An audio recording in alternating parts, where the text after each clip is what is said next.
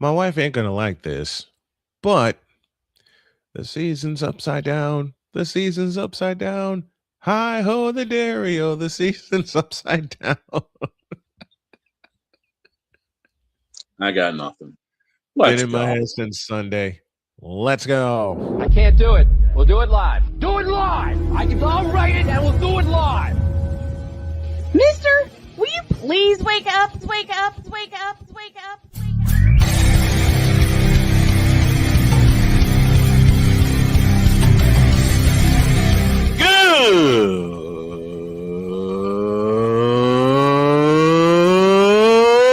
Good morning.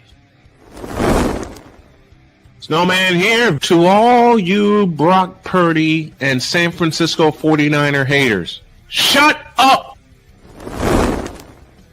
I gotta thank you, Shane. I mean, whatever happened to the games where breaking 100 points was, I don't know, unusual?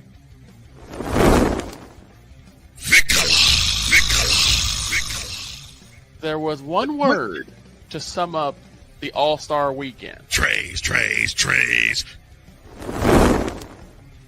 Cause we take this job so serious. Splash Brothers, yes. Ray Allen, replace him with Steve Kerr. Reggie Miller, yeah.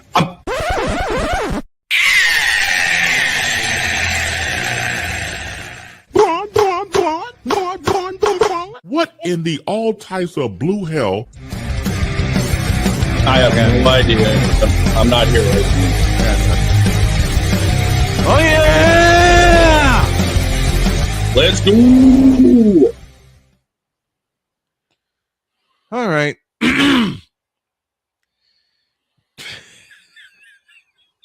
And this is how we're going to start Thursday.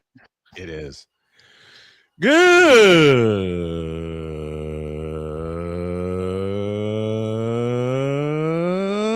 morning. Yes, good morning to you too, Winnie Pooh. Come here.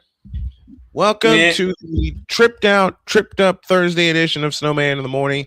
Glad to have y'all with us. Yeah, Winnie decided to make an appearance. We got all kinds of stuff for you over the next 120 minutes, including a piece of breaking news from the UFL. Oh.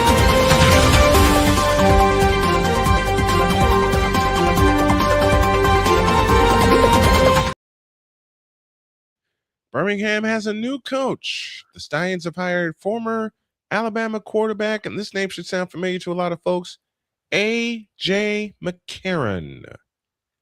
This morning. So A.J. McCarron, congrats to you on being named the new head coach of the Birmingham Stallions.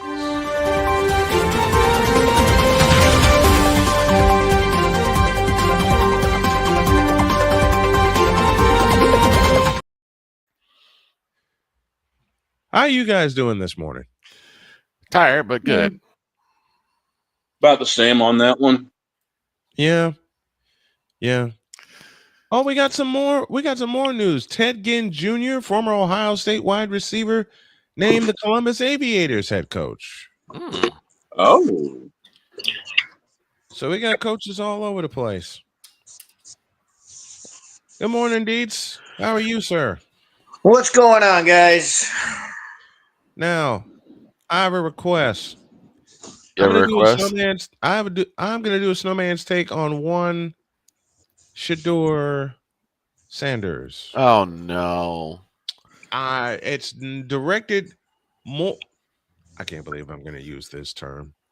It's directed more toward I'll be nice, the Shedeur backers. Okay. Leave that man alone.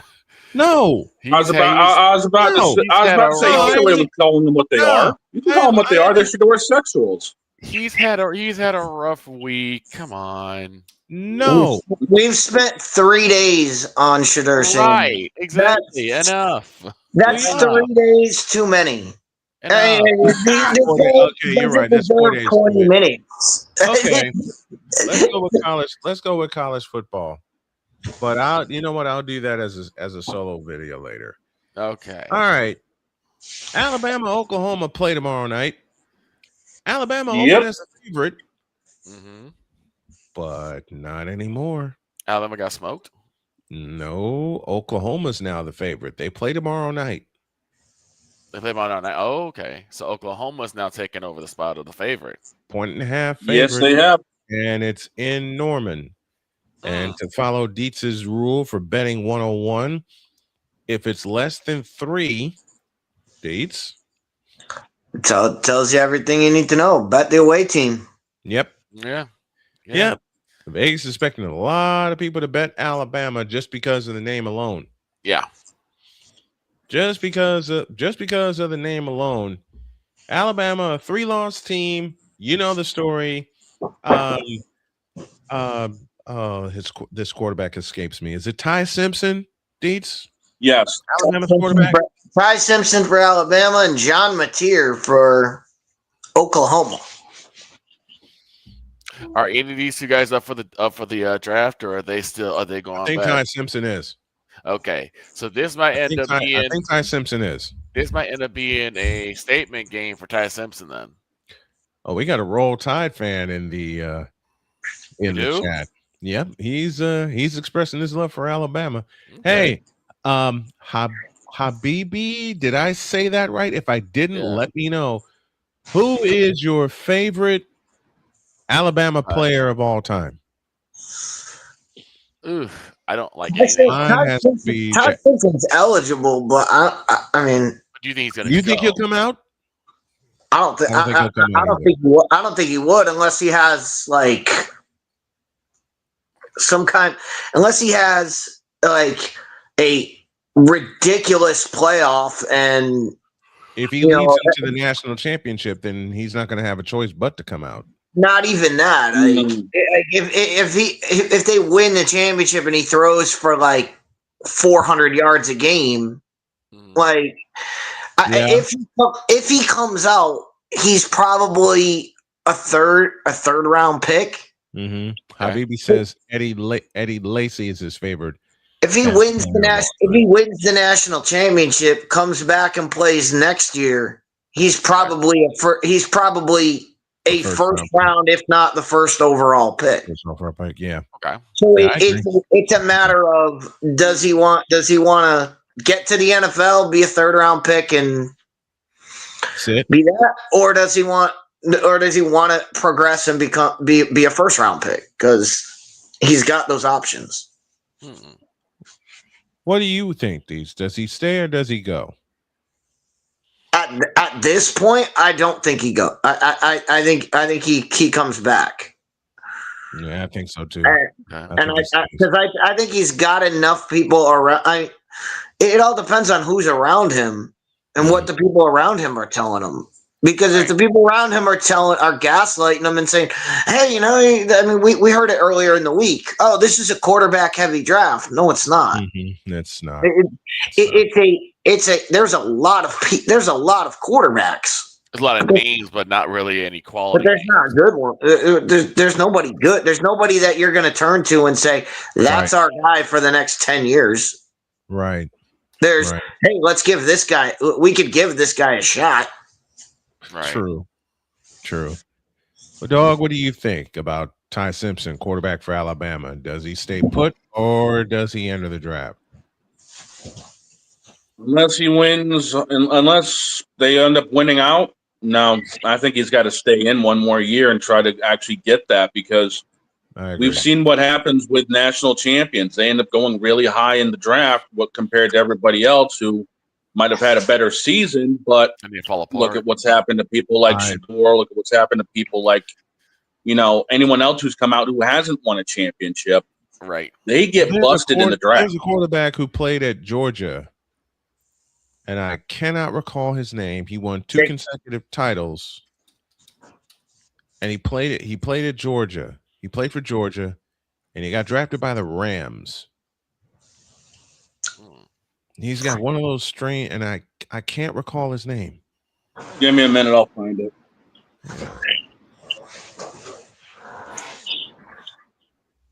Give me a minute. I cannot.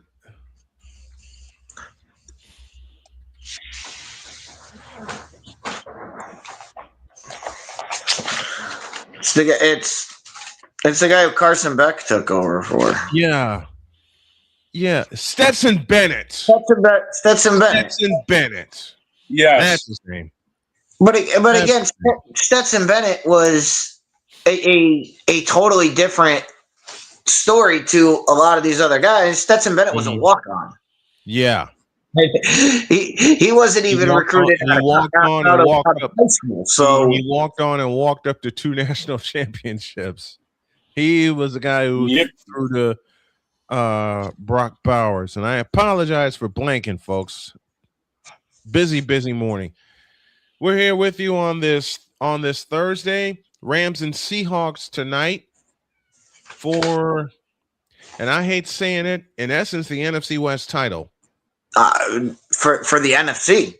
For the NFC number one in the NFC, and for the NFC, for the top seed in the NFC. The winner of the West is going to be the number 1 seed. Mm-hmm. Okay, number 1 seed and a bye. Through the first round. That's huge. And we talked about this yesterday. These two are going to beat each other up tonight, the Rams and the Seahawks. Guess who's looming behind them that could sneak up and take over everything? Are they going to beat each other up, though? I mean, we've seen these two play. We saw these two play before, and they were in the process of beating each other up until Seattle decided, you know what? Let's, instead of run the football with Kenneth Walker, let's throw the game. Let's allow Sam Darnold to throw 5 interceptions. I mean, and so it all comes down. This game comes down to Seattle's mindset.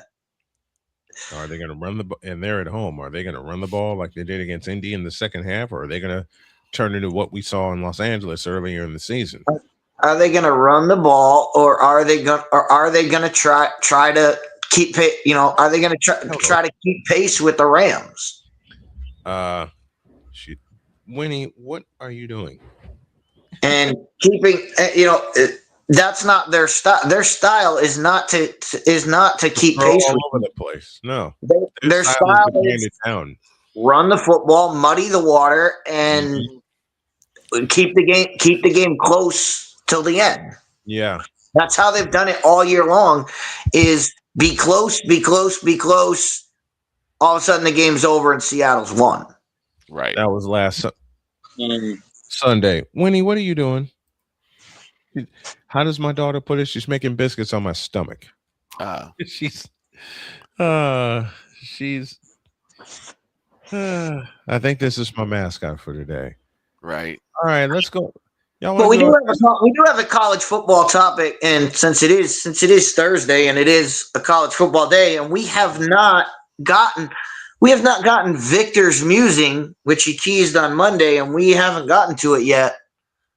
Victor, I wonder, we got our thoughts in last week on the debacle that is Notre Dame. Oh, okay. Yeah. Yeah. Victor wanted to touch it, and there's an update, but I want to hear Victor's thoughts first. Well, before we do that, I'll give you the updated story. Well, okay. Since Dietz is here, let me give you this. Passionate. Come after me. I'm a man. I'm 40. Unflinching. Let's go back to losing. Parking was easier. Unrelenting. They're not going to keep him off the field tonight. Totally. This one has a chance. Dietz.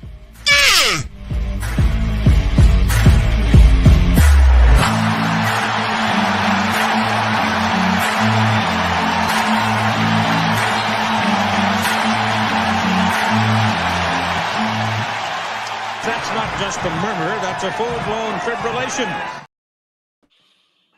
Now, Victor's musings on the Fighting Irish of Notre Dame Gelat. Ladies and gentlemen, these are the random musings of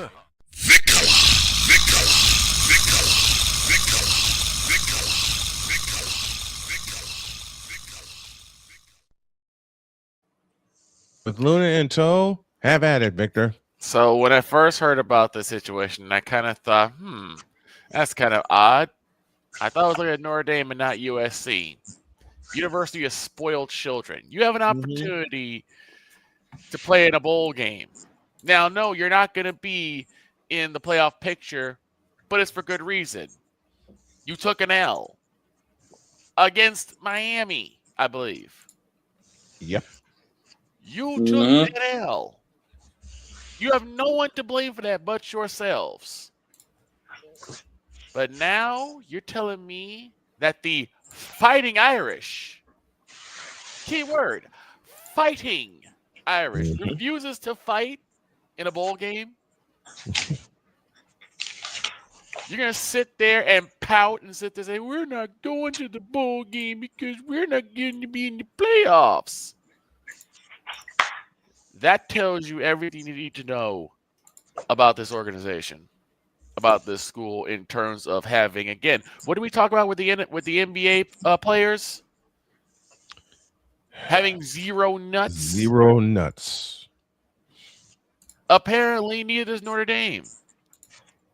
And you made it, and now you're sitting there trying to call conspiracy. I believe it's against the ACC or SEC. They're trying to call conspiracy. ACC. Trying to call conspiracy because how come there's no one else in there? How come we can't go in there? Because you're not fully a part of the ACC, you dumbasses. You guys are what? An independent? Mm-hmm. They're their own group. So here's an idea. You want to represent the ACC? Join the ACC. But you know why you won't. Because it means they have to split money. Because That's they got too easy. the gun run Rikutazumi disease. We want to keep money. We don't want to give money away. We're gonna steal money. Not just the joke will never get Rikutazumi old. disease, the V Shoujo gun run disease too. You know what? I got my take for segment 2. Victor, continue. This is cowardly. And it's something that I don't think it's ever been done before. Deets, has this ever happened before? Have people declined to play in a bowl game? Yeah, I mean it's happened. It hasn't happened this publicly, or like I said last week. It hasn't been as stupidly as Notre Dame has done it. I mean, they sent out their athletic director to put out a fire, and he not only set that ablaze. He flicked his cigarette in and said, "All right, I'll pour gas on this fire. Let's go." Yeah, he diesel fuel on it. But I don't know, Victor. Did you hear BYU? Did you hear BYU's athletic director? No. Because this will give you some good perspective. Okay. So the Notre Dame director was going around saying, you know, we should have been in, and we don't want to play because we feel cheated and all this, you know, all that stuff. And so they were supposed to go play BYU in the Pop-Tarts Bowl. That's the bowl that they declined.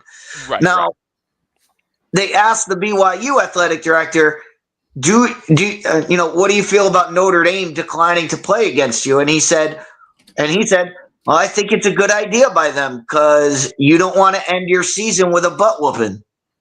You know what? And that's the bad part, because now that you decline to take this bowl, they can sit there and take shots like that at you. Now you look like a real BYU was I hate to say this, and I love Jeremiah Love, but BYU was going to kill Notre Dame. But I mean, huge loss for Notre Dame, in the fact that you had a chance to have a bowl game for your true freshman starting quarterback. His first bowl game doesn't have to be in the college football playoff. His first bowl experience could have been playing against a good BYU team. It's not a great bowl, and it's stupid to be the Pop-Tarts Bowl, but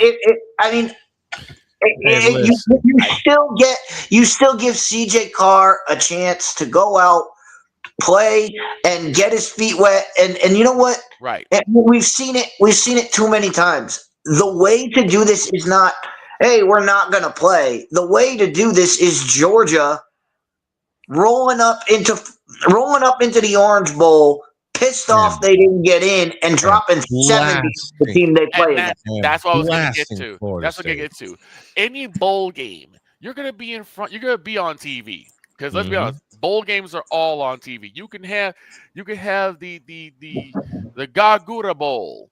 And I would love to see a Gargura Bowl. Gargura Bowl? You can have the Gargura Bowl, and yes, you will have. I'd pay to see that happen. I'd pay Gargura to make Bowl. that a reality. Bring back Gura. You can have. And you know why we? Why we make that? And you know why we make that request? Because yes, Gura, it is you. You know what? Better yet, since he's here, you can have the G Yoso Cute Queen Bowl, and it would be on TV. No. Can y'all imagine the logo? I would pay to see that happen. Wait. Just a minute. Can y'all imagine the logo for that? Yes. I can already picture it. My point is. Stop. Stop your brain right now. Every bowl game is an opportunity for you to showcase your team's talents. And Dees just said it. You have a pure freshman starting quarterback, who could actually showcase his talents, help himself. Coming later on, people start getting their eyes on him. They're like, oh man, this kid's gonna be something special. But no, you robbed that of them. You robbed the students of actually going to a bowl game this year because you want to sit there and cross your arms and pout. And that's the thing. Like, you could have gotten all of that. Yes, guys like Jeremiah Love, they're not going to play. Guys like Jeremiah Love are not going to play in a meaningless bowl game, and they shouldn't, because they're going to the NFL draft. Because Jeremiah Love is going to the NFL draft. He's a running back. He doesn't need to take any more hits. Right. But CJ Carr is coming back next. CJ Carr is stuck. He's coming back next year. Right. Why wouldn't you want not only the bowl game to get him ready, but the extra 3 weeks? Of being able to work with CJ Carr, being able to get him in a position where he's ready for next year, ready to come in and be the number one quarterback in college football next year, where he's got that possibility, and you could have showcased that. You could have worked with him all this time. Now you just say, "Nah, go home." But of course, Notre Dame, because they tried to put out the fires and it didn't work. No. So what's next? Go to the nuclear option. Oh God! Which of course came out on Sunday. And reason number 5,375 why I hate Chicago. Thanks to my city. What's wrong with my city? Thanks to the Chicago Sun-Times. Oh yeah, there you go. There you go. The headline: Notre Dame out of college football playoff due to racism. Oh. Can't make this stuff up. I mean, you know what? So let me explain to you how dumb this is. Last year when Notre Dame got in and was celebrated as Marcus Freeman being an African-American head coach. Yep. Last year, he was celebrated as making the national championship game as an African-American head coach. Right. But a year later, he's not in because college football is racist against him. None of this makes sense. None of it makes sense because of because we have last year to go on. Yeah, everybody talked about is this the revival of the African American head coach? Right. And now it's nope. This league is racist against black people. Which it's not, because Notre Dame got punched in the mouth by Miami, and they got kicked in the ass by Texas Tech. You know what this reminds me of? Texas A&M. I beg your pardon, Texas A&M. This reminds me of Tom Brady's final Super Bowl. He he beats Patrick Mahomes, right?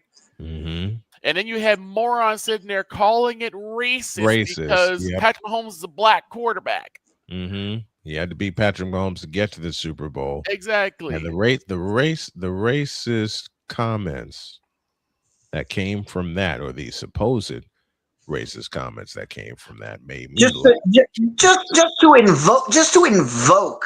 Oh, nothing else has worked, so let's call it racist. Yeah.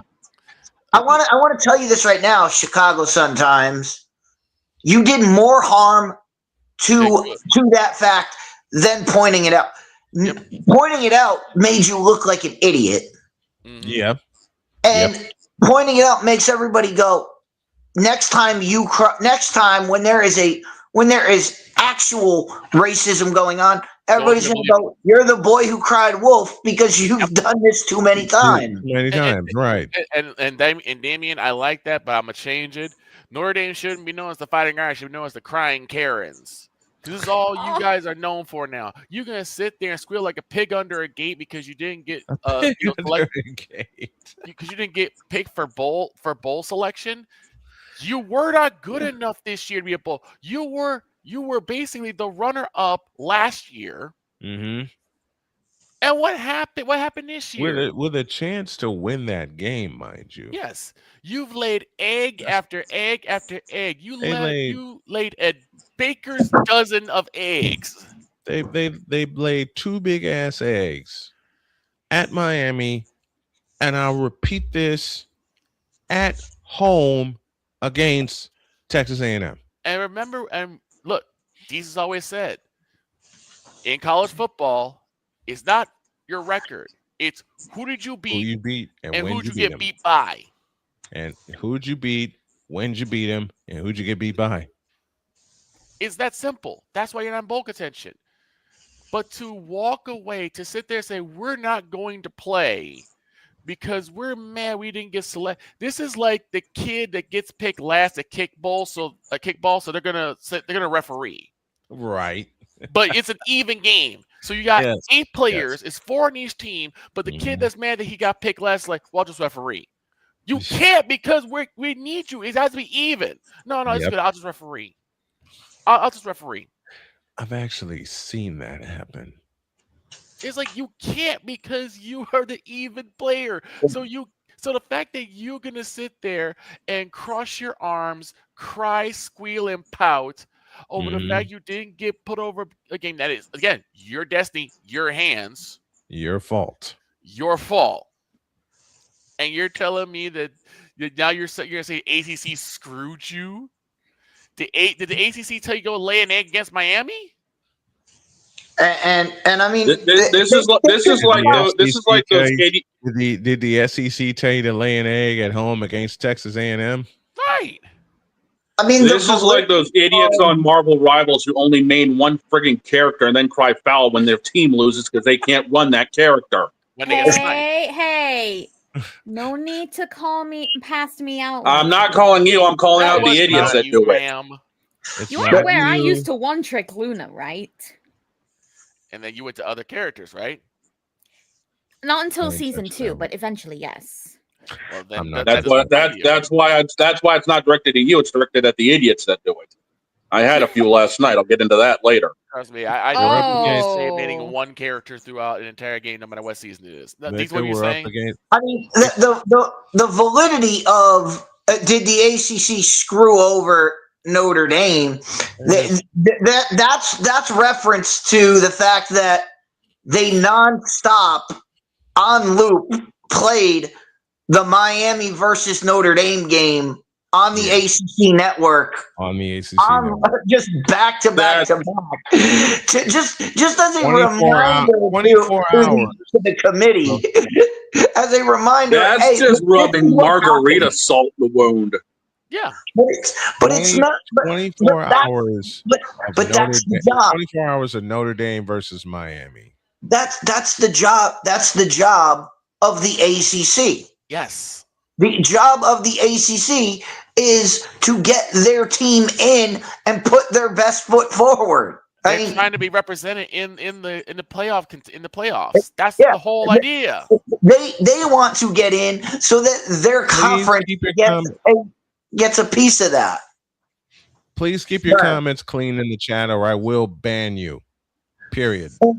And so it's like, you could have come out and said, you could have come out and made that statement of, Hey, the ACC came out, but the thing is, you cannot say, well, because the ACC played all these games, we're not going to play. If they were playing in the bowl game, they could say whatever they wanted. They could say the ACC screwed us, and you know what? We're going to go into the bowl game, and we're going to take, and we're going to take names. We will show you why we should have been picked. Instead of us sitting there and crying and say we're not going to play, we'll go play in the Pop-Tarts Bowl, and then we'll show you why we should have been. We'll go to the Pop-Tarts Bowl. Beat up BYU. Watch BYU and plus BYU. Walk out. And the difference, and I mean, the big question would be like, all right, hey, you don't want to go play, and I know why they don't want to go play in the Pop-Tarts Bowl. Everybody's already been. They've been to Camping World Stadium in UCF. What? I mean, I would probably, if I was Notre Dame, I would probably decline that too, because I'd be like, I don't want to go to Orlando. Let's go to the Bahamas Bowl.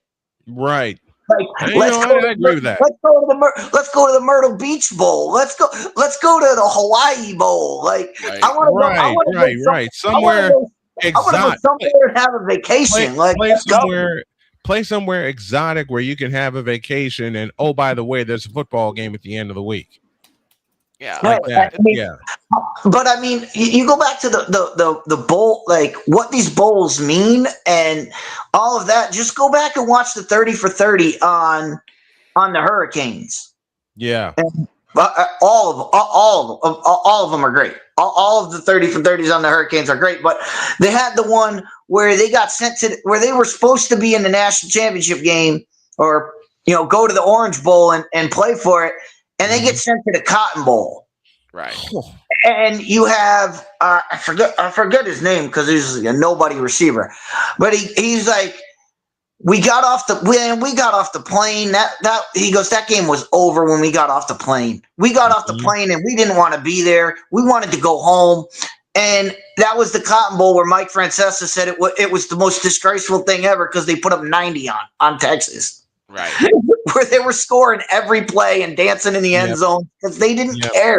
They didn't want to be. They didn't want to be there. And what makes it worse is that what you just said. Now BYU's AD is taking shots at Notre Dame, and Notre Dame can't say nothing because if they say something, people are gonna say, "Well, you're the one that declined." Yeah, you should have gone. I mean, they should have played. They should have played somewhere. They should have done it. And I would have understood it. They were like, you know what? We don't want to go to that one, but we'll pick and choose our bowl game. Like, another one. Right. We'll go somewhere. Like maybe they didn't want to travel. Maybe they were like, you know what? We'll go to some bowl game in Texas where you're closer to Indiana. I don't know. Mm-hmm. I mean, I would have been fine with that. But again, it just makes you look. This is a weak move. This is a weak move by a team, I'll say a school that. Honestly, a lot of people had respect for.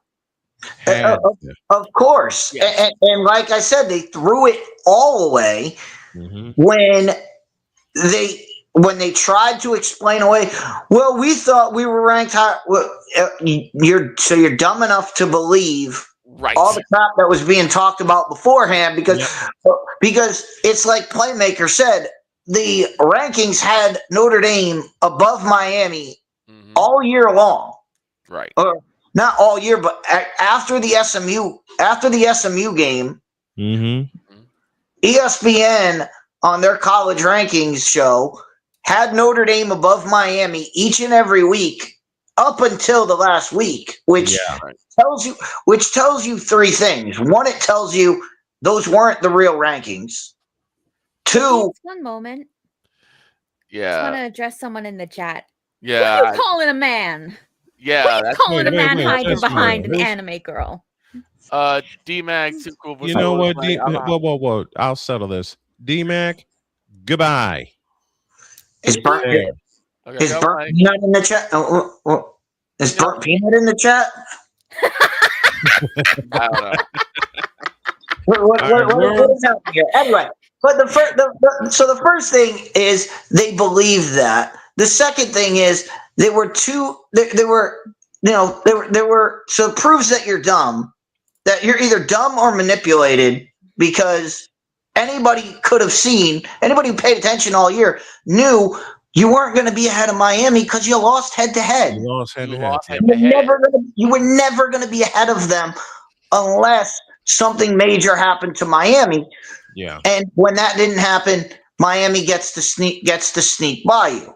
Right. The third thing that makes you look absolutely foolish is when last year you touted the fact that you had an African-American coach, and then this year you come out and say, "Oh, well, we didn't get in because our coach is black." You can't have it both ways. Which is dumb. You cannot have it both ways. And the way it is most likely last year, where Marcus Freeman did a great job and is getting the accolades he deserves. And now he's not going to get any of that because you just basically roped him into a controversy that he has no say over. Right, you just ruined his reputation by pulling him in something that he really didn't want. He probably didn't even agree with what you said. But now, and like I said, this sometimes hasn't been relevant since Jay Mariotti left. Oh God, let's just be serious. Jay Mariotti. I haven't heard that name in years. The sometimes has not been relevant since Jerry Mariotti left. I'm just tired of this whole thing because Notre Dame had the opportunity, and now you're going to be known as the clowns of college football. Before we move to segment 2, I do want to address. I want to address the chat now, and this is here we go. Our boy Damien came in with a good question. Yep. With a question of are bye weeks like cheating?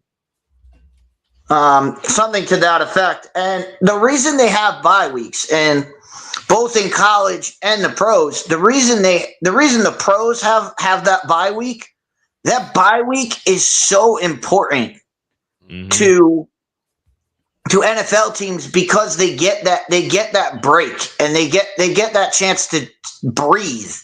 Right. After 17 games, they get that chance to just sit back, relax, and get their minds right for the playoff. That is huge, rather than playing week 17, week 18, and having to turn it right around and go and gear up for the playoff game. That's a lot for a team.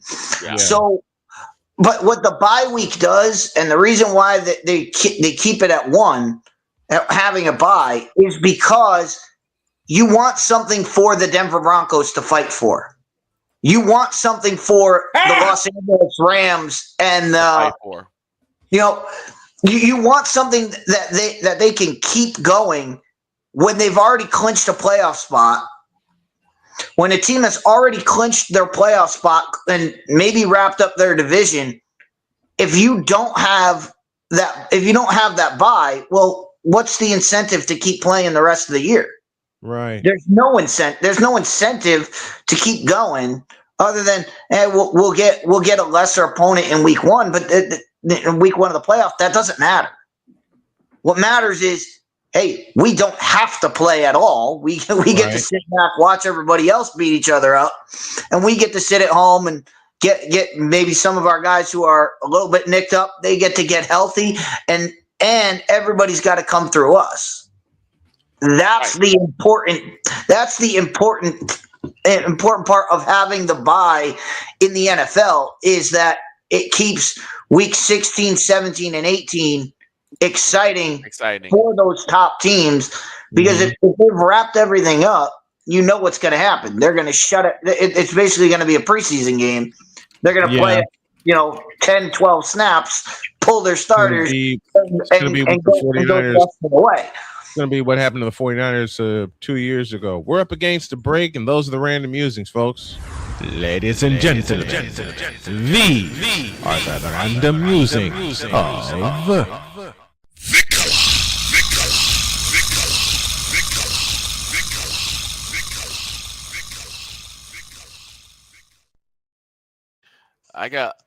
Coming up after the break, me and Damien are going to have a fight. Oh, no.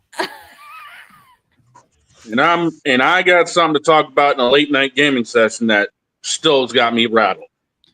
all of that when y'all get back. A trailer that I saw yesterday too. Oh God! You know what? I think we'll come back. With that because I want my 3 minutes back. Oh God! Snowman in the morning and the Deuce.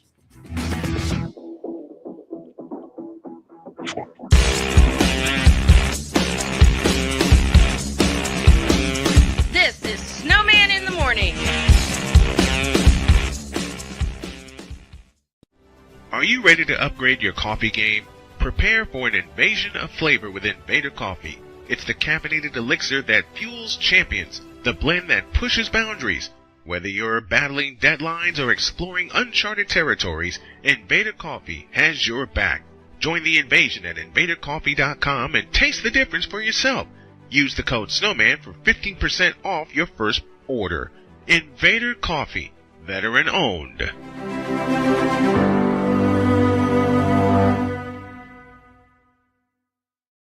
Race car drivers change lanes very fast, but with no outside mirrors. How come they don't crash? Introducing Angel View, the new wide-angle mirror that reduces blind spots. Angel View simply snaps over your car's rear view mirror, giving you a 160-degree view behind you. Just look at the difference. Look, ordinary rear view mirrors are small and flat, but Angel View has a huge mirror with curved glass. This convex shape allows you to see both blind spots with one glance. And with our Pro Edition special coating, it's anti-glare at night. Get your Angel View now for just $19.99. But wait, Angel View may be discontinued. Due to rising costs, Angel View is stopping manufacturing effective immediately. Once the current inventory is gone, it's gone forever. Order now. Call 1-800-495-0761. That's 1-800-495-0761. Or visit getangelview.com. Order now. Join the transporter to Hades. Your butt and gut becomes one. Join the reformer of hooker whores. This is my daughter, Placenta Booty Johnson. Join the bronze god. Whenever you are in distress, take off your baseball cap and throw it in the air. Join your very own superhero of broadcasting, Chris Bass. So whatever color crayon they get, they palm it and do 2 circles, and that translates to, I can beat up black people. As he takes you through the week's paces in Baseline. Live every Saturday at 8 a.m. Eastern, 7 a.m. Central, Pacific time zone people, just stay asleep when this is on live and just catch the recording. Oh, I'm sorry. Exclusively on the Chris Bass YouTube channel.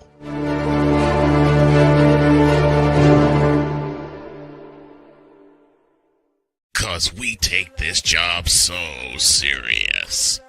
And every time I saw the word king appear in a song, in the back of my head, I heard Ray Ray say Kang. What in the all types of blue hell? This is Snowman in the morning.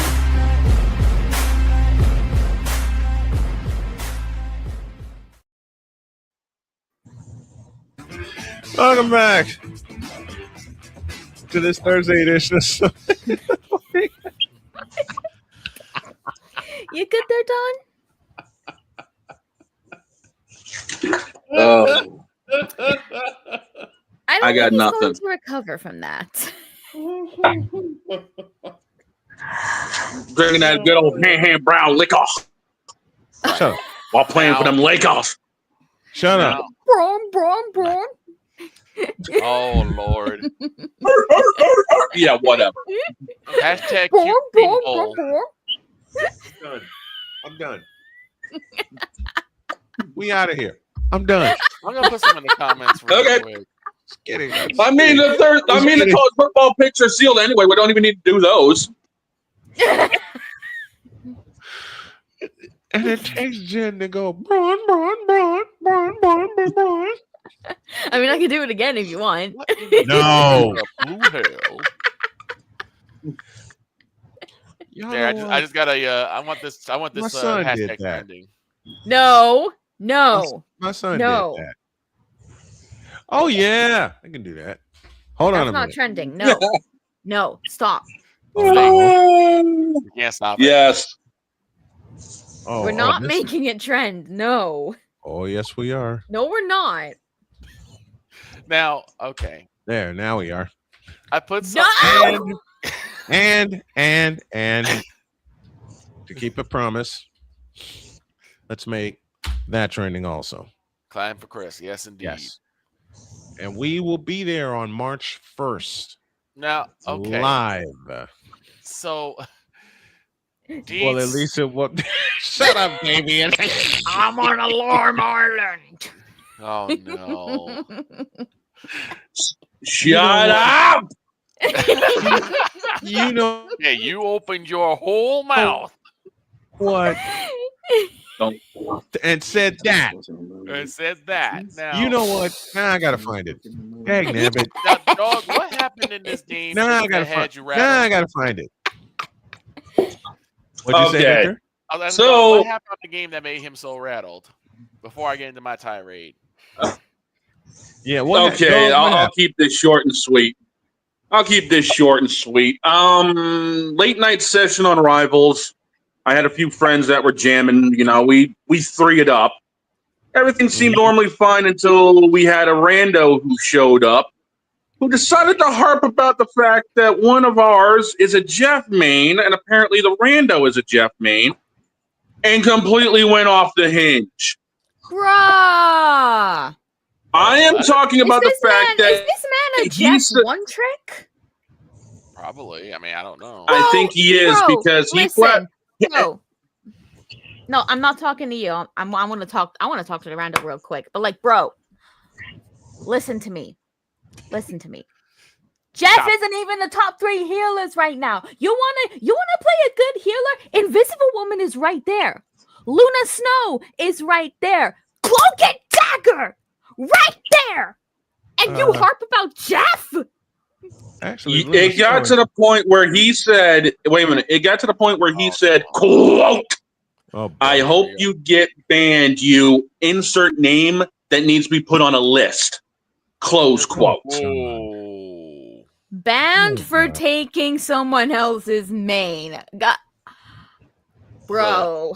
Look, I know. Look, I will say this. I know it is frustrating. Like I said, I used to play Smite for a If while. that was a thing, I would use that to get back at everyone that bans Luna in comps. Well, I'll put it like this. I know how frustrating it is when your main gets taken, but that's why there are other players, other heroes, other gods, whatever game you're playing.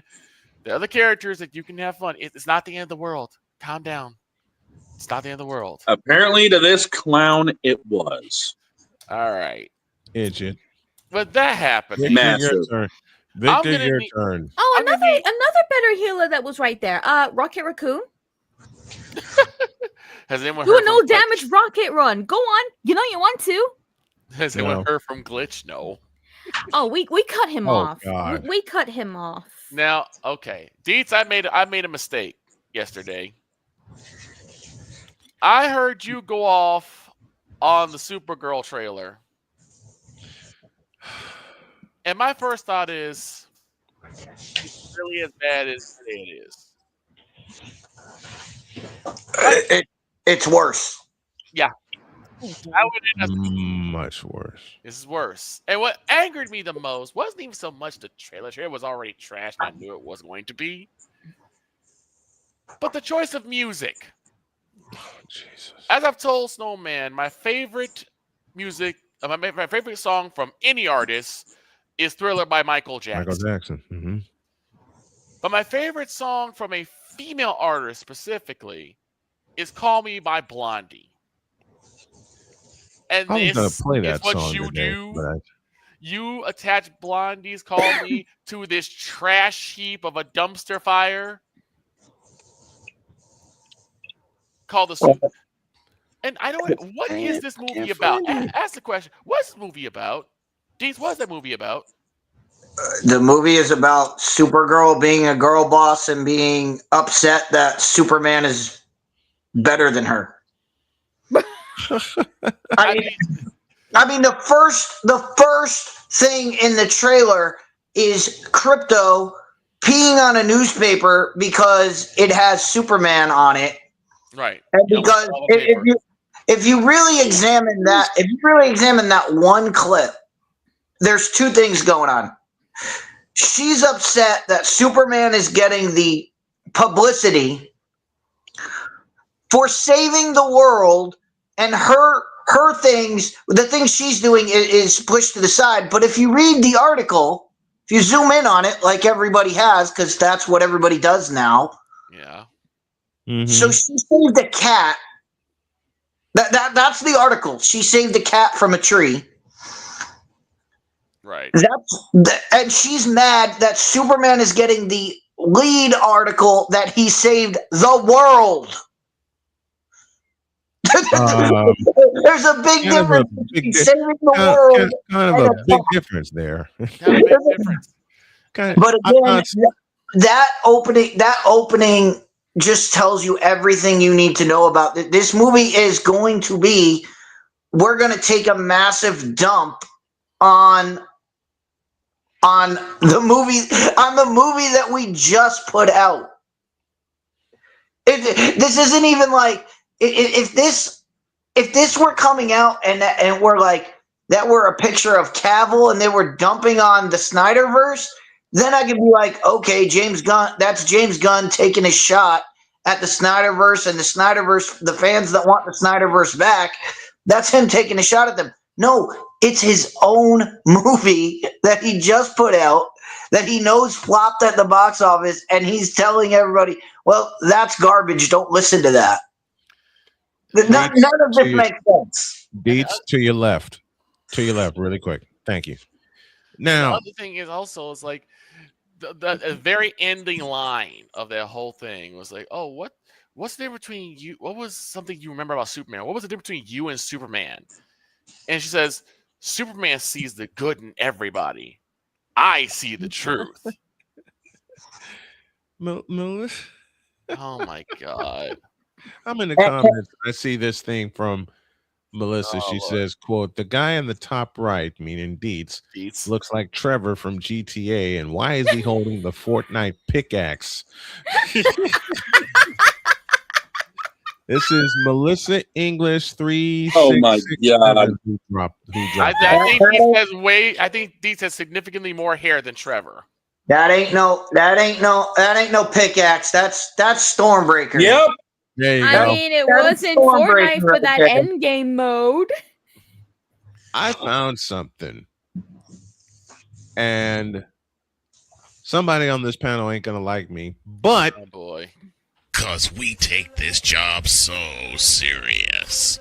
I'm on Alarm Island. Give me them cocks. Okay. What in the all types of blue hell? This is Snowman in the Morning.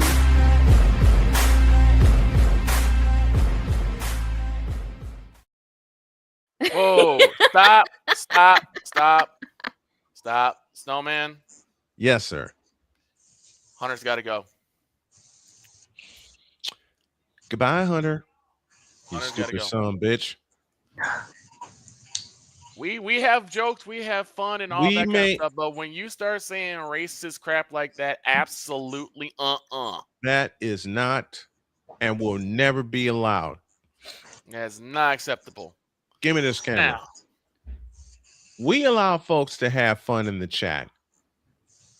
We also ban people that think they're having their version of fun and it doesn't combine with what we're doing. When you say racist stuff like was just said, and I will not repeat it, you get banned for life from here. We're all about having fun, delivering the sports talk, messing with Jen because it's what we do, messing with the dog because it's what we do, and the panel messing back with me. But when you say ignorant like that, unacceptable, not allowed, and you won't be back. Period. We mess with Jen because she's cute. I'm not cute. Yes, you are. No, I'm not. Yes, you are. No. Yes, you are. No.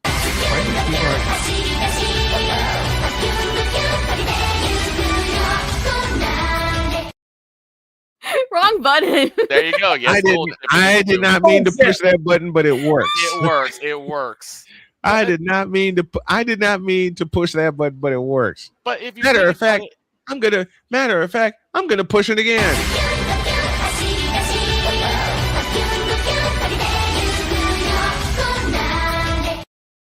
But the thing is that you're gonna sit there and say, like, honestly, I don't even think this movie works as a girl boss movie because what did she do that was girl boss like?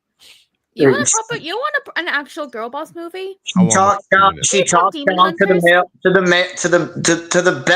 the best thing in DC Comics. I mean, this is why DC will never get off the ground, because they cannot understand Superman is supposed to be truth, justice, and the American way, and the symbol on his chest, it's supposed to mean hope.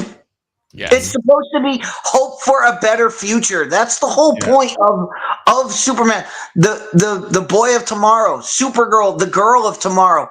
It's about bringing hope back to the universe, that everyone looks up to Superman as hope, that there's a better future. And if you just take a massive dump on your main character, there's no hope. There's no hope for your universe. It's done. Speaking of hope, I have a surprise for Luna. Huh? Uh-oh.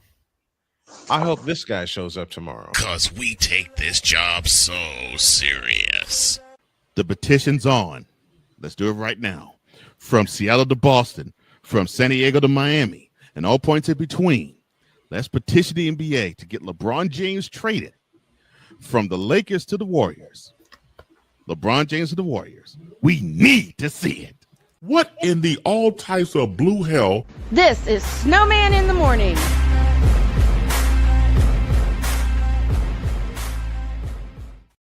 And you see, I would love to be able to chat with Cole Johnson again. You know what? I'd love to get him involved in our last Uma Musume race of the year. But you know what? I will say there's one thing to clap it up, and that was during the Game Awards. They showed some trailers. Really? They did. And Lara Croft has returned. And I really? The true Lara Croft. Lara Croft has returned, and everybody's pissed off. Everyone's losing. We've got Lara Croft back. Deadpool has been announced as the season 6 hero from Marvel Rivals, alongside possibly Elsa Bloodstone for 6.5. Okay. You know what? With y'all talking to this, you know what button I forgot to push? Well, I was going to just put this up for a little bit, but because I know we got to get back to college football. But yeah, we're about to get out of here. But since Jen opened her mouth, sorry, I'm teasing you, okay? But since Jen opened her whole mouth, we may as well bring this full circle.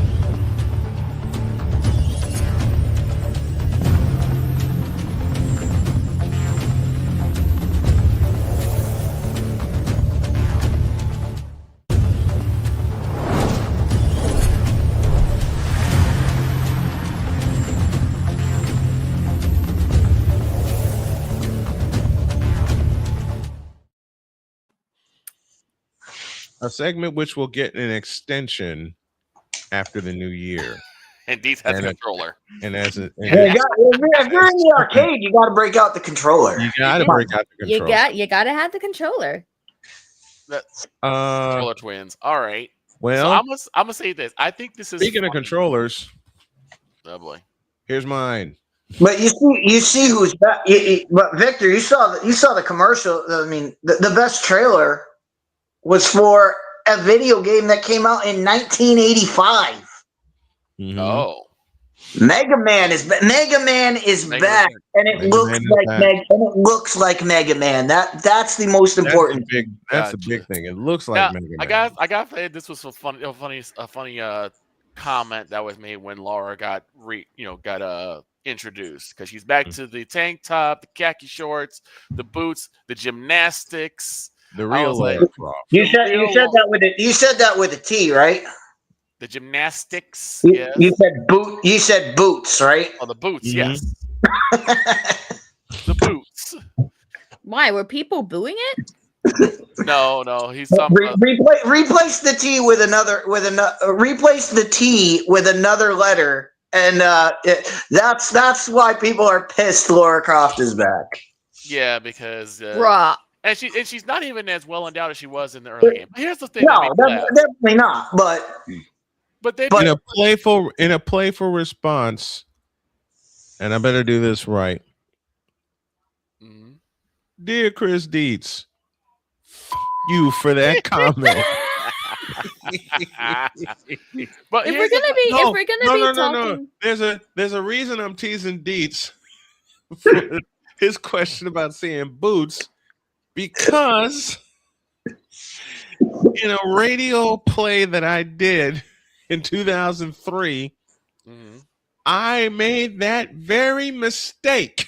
Oh, I didn't know that. I was playing a character called the Shadow.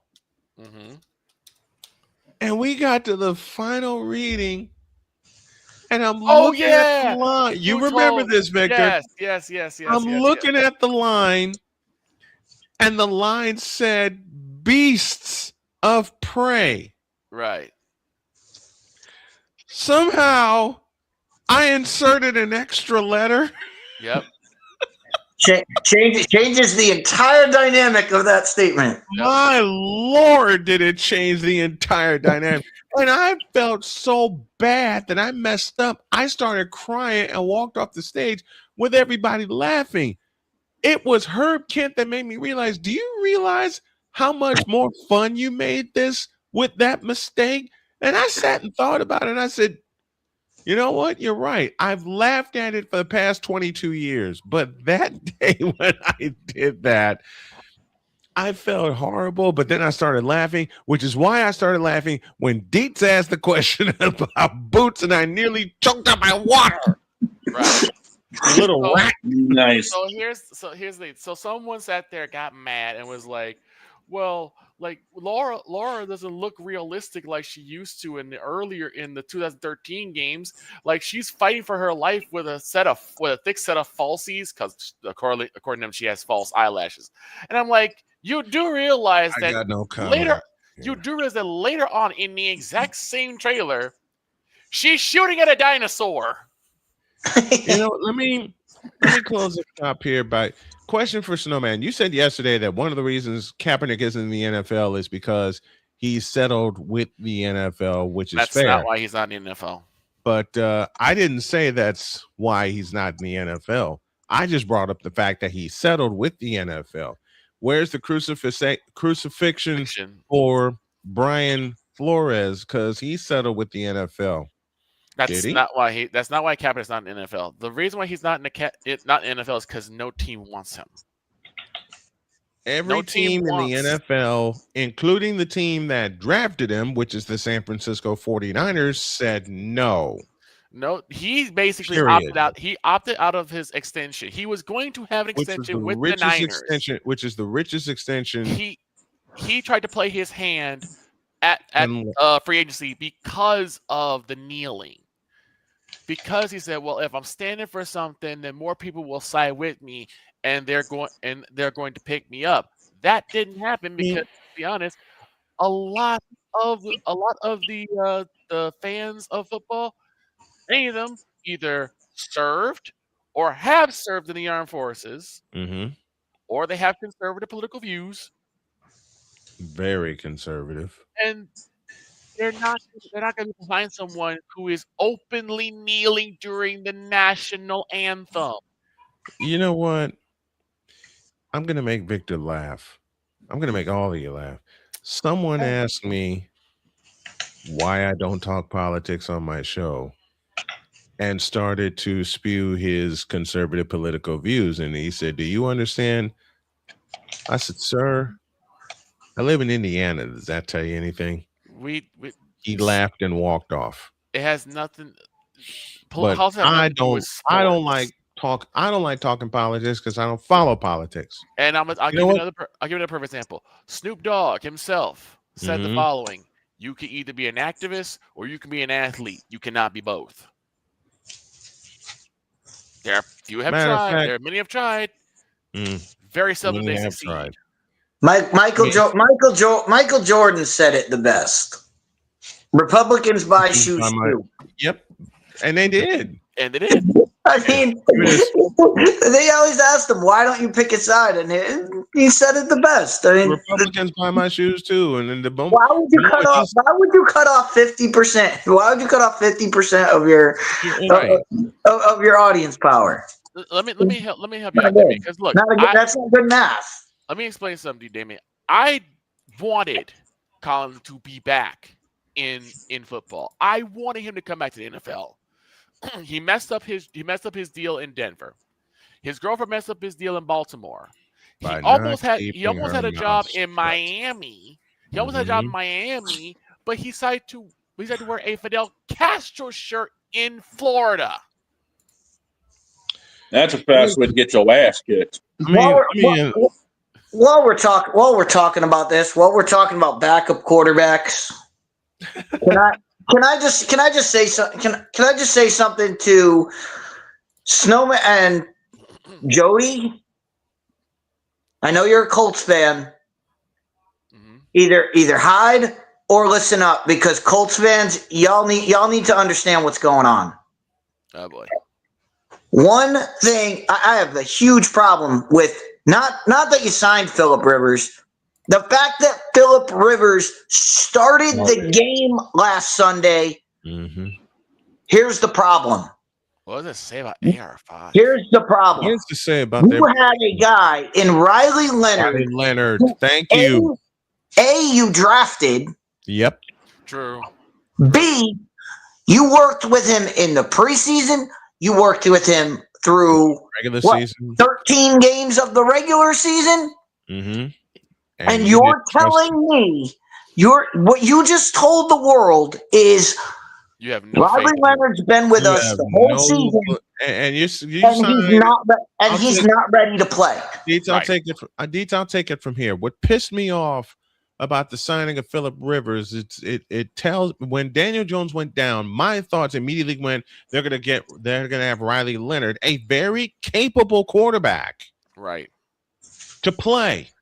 And you could have had Phillip Rivers. They sign a 44-year-old Phillip Rivers. They talk him out of retirement. When that deal was signed, I'm thinking, okay, he's going to back up Riley Leonard. No, it's the reverse, and it pisses me off. And it pisses me off about the Colts that they show no belief whatsoever in Riley Leonard. None. You could have actually signed on Phillip Rivers as like either a quarterback coach or a practice squad coach. But it's not just a rebuke. It's not just a rebuke on Riley Leonard. That's the funniest thing about this is a rebuke on the entire coaching staff. Yes. Because the quarterback coach, you're telling me this guy's been around since you drafted him. He went through training camp. He went through draft day training camps. He went through preseason. He went through the regular season. And you're telling me that he's not prepared to start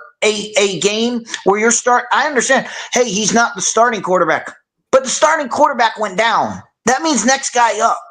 That means next guy up. The next guy up was Riley Leonard. And if you're telling me Phillip Rivers, after signing a contract 4 days later, is a better option than Riley Leonard, then your coaching staff has failed you. Massively. The coaching staff has failed the Colts this season because they had a playoff spot in their grasp. They're going through a tough time. Yeah, they're going through a tough time. They're going through a tough time right now. But you're not going to trust Riley Leonard to get you across the finish line? I hope San Francisco goes into Indianapolis and tears them to shreds. They're probably but that's the thing that Indianapolis needs to be looking at is why did our coaching staff not have our backup quarterback ready to play? Why was he not ready to play this far into the season? Why does the coaching staff not trust Riley Leonard? There's my question. You're 15 weeks into the season. Daniel Jones goes down. Riley Leonard's the number 2 guy on the roster, and you're not going to start him? It should have went down the same way with Kirk Cousins and Michael Penix. Yeah. Kirk Cousins went through most of the season, got hurt. They pulled up Michael Penix, and he ended up carrying the Falcons the rest of the way. Yes. It should be the exact same. So what this tells me is either the quarterback coaches group is completely inept, or they see something no one else does, and they say, we cannot trust this kid yet. I'm going with the former. I'm willing to think it's the former and not the latter. It's both, and both are a symptom of one's a symptom of the other. I mean, if he's not ready to play, A, why'd you draft him? B, why have you kept him around for 15 weeks? If he's not ready to play in this is the scenario you drafted him that for. should be his. And it makes you go back to the week before the Daniel Jones injury, where Daniel Jones is saying he's playing on a broken femur, broken fibula.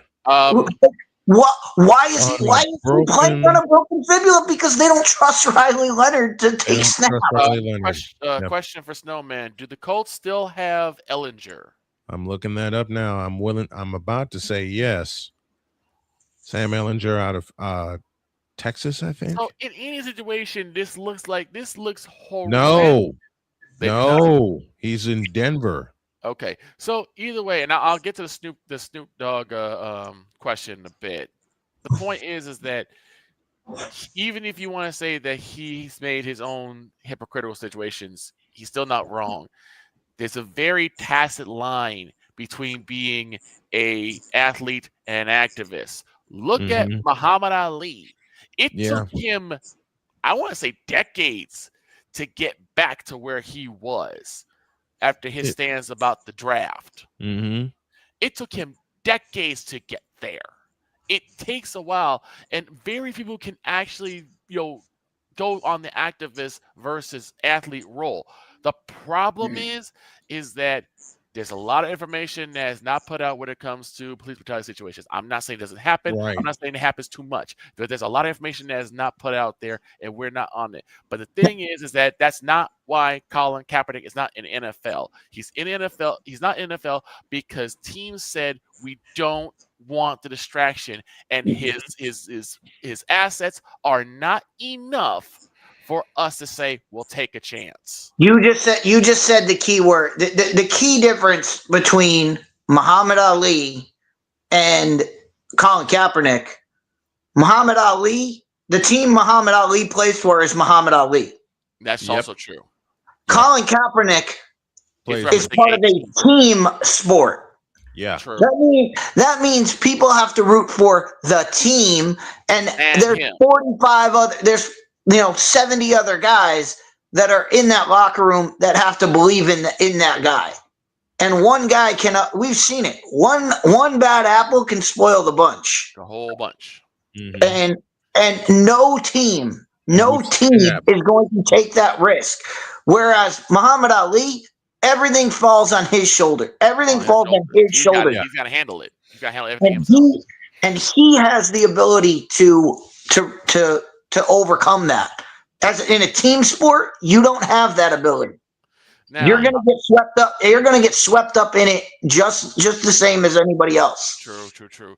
Now, I'm sorry I had to go on that tangent a little bit, but when it comes to the Colts, this is a massive black eye for the Colts because you were talking about a team that the first couple weeks of the season we're thinking, this might be an AFC championship team. They were dynamite, and now they're not going to even make. And now they're not going to even take the playoffs. They're not going to even make. They're not going to even make the playoffs unless Houston has a collapse. Unless Houston and Jacksonville have a collapse. Right. The Colts are out. And I hate saying it because I hate saying it because it's one of the teams I follow. But the Niners are going to go into Indy and tear them, and they're going to tear them up. Let me use the words of my late mother. The Niners are going to go to Indianapolis and play a game called Tear That Ass Up. Right. Because the Colts can't figure out what the hell they're doing this late in the season, which is a big, massive joke for them. It's abysmal. It is quite abysmal. Like it's one thing if Bradley Leonard had played last week, played awful, and you said, you know what, we just signed Phil Burley, we're gonna go to Rivers. When you go to Rivers, who's been around the team for 4 days. Mm-hmm. So you trust the guy who's been around the team 4 days rather than the guy that's been around the team 13 weeks, 15 weeks rather? It makes absolutely zero sense. Zero sense whatsoever. So I'm to the point where earlier in the season I capitulated for the 49ers, but there were legitimate reasons. Lose Fred Warner, lose Nick Bosa, all this stuff. Now I capitulate that the Colts are gone because of their ineptitude, their stupidity, and everything else. I might do a video. I would hold off on that based off the last couple schedules I've been looking at. Why? F that. I capitulate, man. And also, Jacksonville's last few games, Denver, Indy, Tennessee. Houston has the Raiders, Chargers, and Indy. Indy still has a shot. The problem is what's the Jaguars' magic number? I'm not. Look, the Colts went to Jaguar and they were pit and teeful. At least the Indiana got the Bears now. No, they don't. Oh, I promised you something. Victor. We're gonna close on this note here. Okay. I promised you something. Damian brought up the Knicks winning the NBA Cup. Good God in heaven. Yay. And I thought of something from a late friend of ours. Okay. The late, great Alvin Washington Jr., who once upon a time on our show said, oh, shoot, I didn't have the button ready. Dog, this is for you. He said, quote, why in the hell is the Madison Square Garden round? I remember that. Close quote. Vinny, that's for you, Vinny, baby. We miss you, dog. Raiders is going to be an easy win. We know that. Chargers is going to be a tougher out. I would love nothing more than to see the Colts win out and for Jacksonville and Houston to stumble. And I agree with Damian. I feel bad for JT because if things don't break the right way, this could actually spell the end of his MVP run. But Jacksonville ain't stumbling. They're not stumbling. No, the final week against Tennessee. Tennessee wants the season to be over now. Yeah, they want to run with that number one pick. I think Tennessee wanted the season to be over after week 3 when the Colts stopped them. They don't want to play that game. So Jacksonville's going to dog walk them. So that's one win already. And the other 2 games, Denver's going to be the rough one, but the other game they have it's Indianapolis. They already beat them. Let me play something for Luna here, since she don't want to believe that she's the cute queen. I can blame somebody. Well, she is, but she doesn't want to believe it. But no. You know why she says that?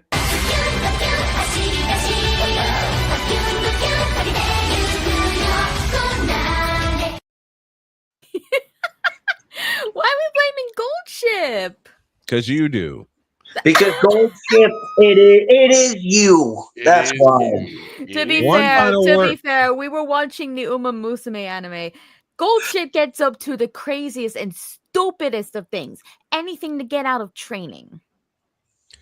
One final word. Always carrying a Rubik's Cube with her, for God's sake. The jokes write themselves. One final word before we get out of here.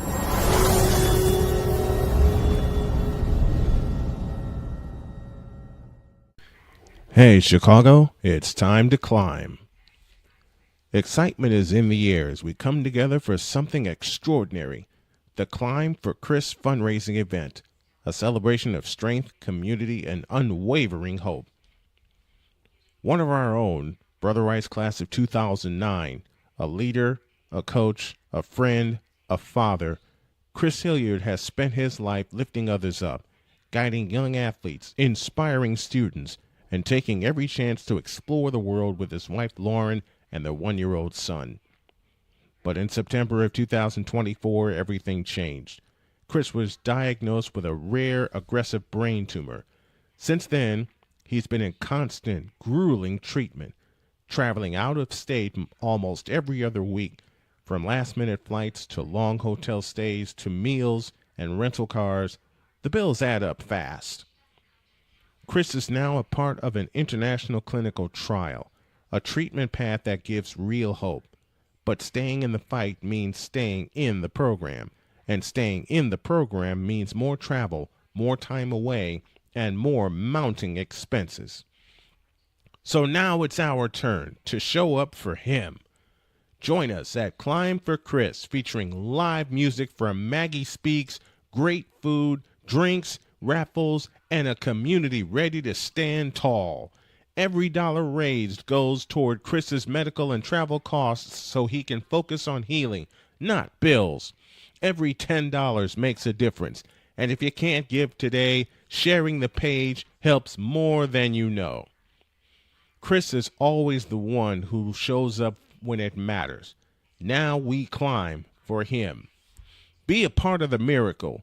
Be a part of the movement. Join us, support, pray, and share. Together, we climb. Learn more and contribute today at Climb for Chris by visiting climbforchris.com.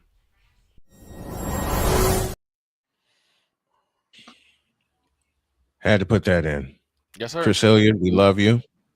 We love his family and everybody that's supporting the cause. And as I announced before, we're going to be there live. And donate just for wearing a Darren Woodson jersey in the promo. There you go. There you go, right there. Just for the Darren Woodson. Now, you said we were getting out of here. We ain't done yet. Yeah, we are. We've got picks to make. No, we don't. Jen already we kicked do. our ass. All right, go ahead. We, Hurry up. Wait, just, we still fine. got picks, damn it. I'll put an end to this. Whatever pick you make ain't gonna work. Whatever pick I make ain't gonna work. It's Deets and Jen that are fighting it out. Victor's just here. Yep. And to quote Deets, I'm just here for the memes. Done.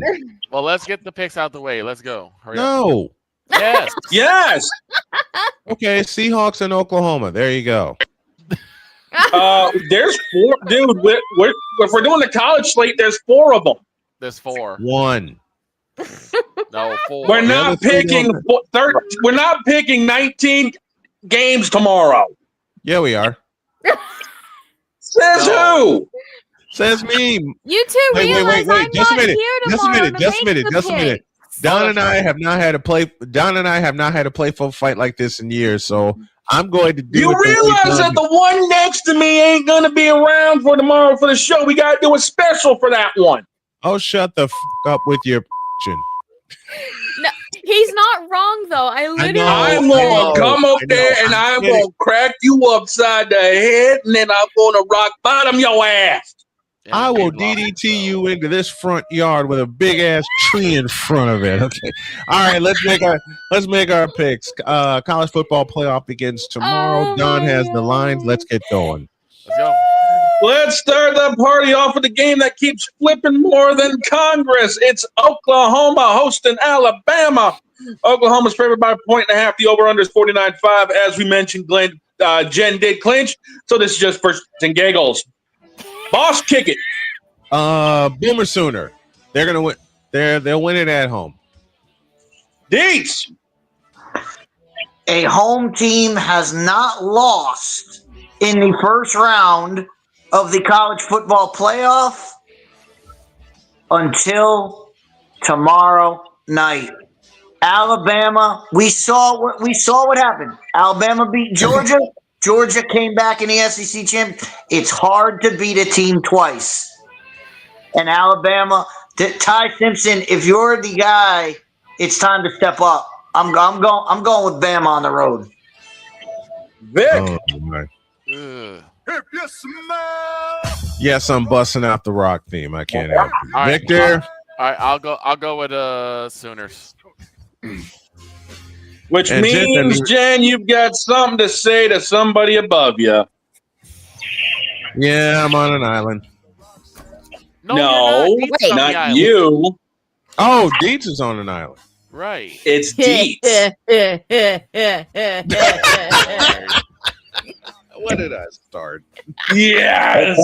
Bama on an island. That's not a bad island to be on. Not in college football.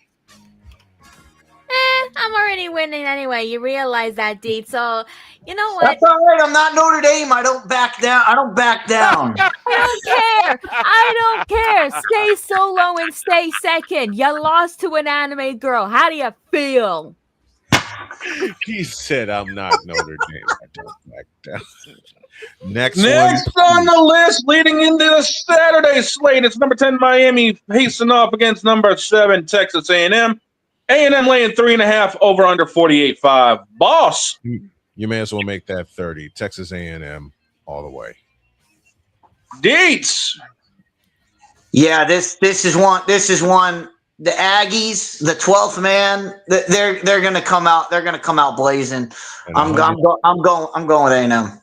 And 100,000 people at Kyle Field. Who are they playing? Who's A&M playing? Miami.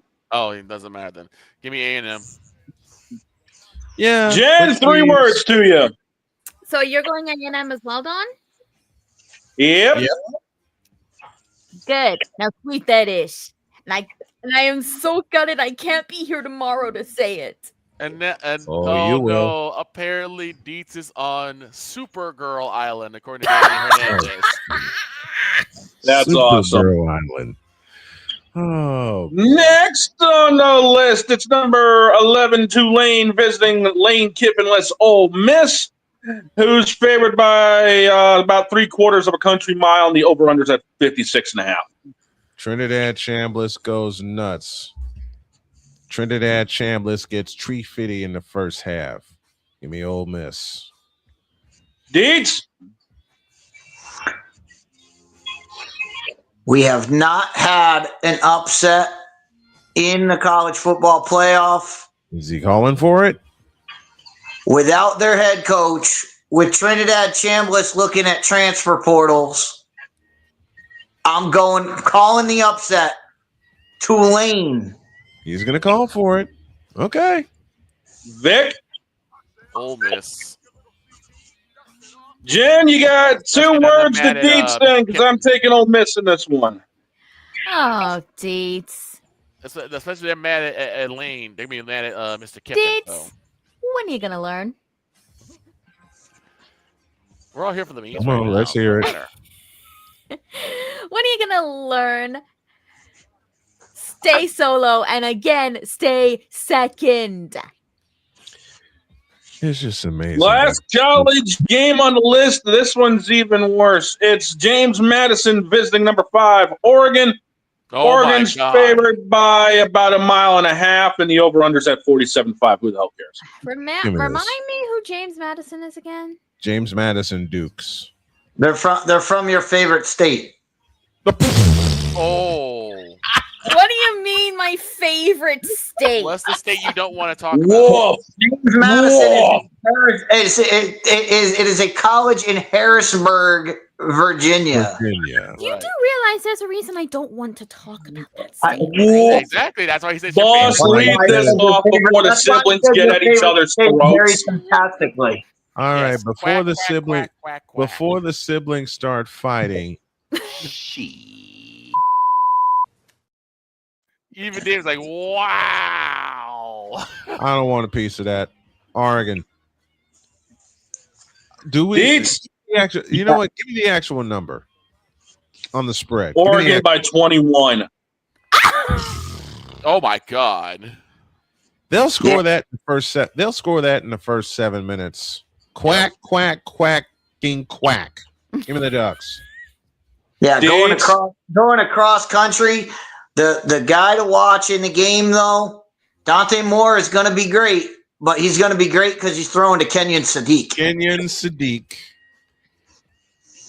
Kenyon Sadiq, the Ducks version of Brock Bowers. Can we just call? Give me this camera. No, don't give me this camera. Give her this camera. 3 words. Yeah, considering I think everyone else is on that boat. Yeah, I think we're all going this way. So sweep that ish, and I believe that's the last one. Yeah. We got the Thursday night pro football game tonight. Seahawks. It's the Rams in Seattle. Seattle favored a 1.5. Who? Seattle. I'm going with the home. It's the Rams. Seattle. Oh. It's in Seattle. I think you don't mean the Rams. You mean the Los Angeles Rams. Yes, the Los Angeles. Now look Rams. here, priestess. That's where I'm going. That's where I'm going. I'm going the other way. I'm going with Los Angeles Rams. Listen here. Damien. Damien said Los Angeles tie. Damien said tie. Scoreless tie.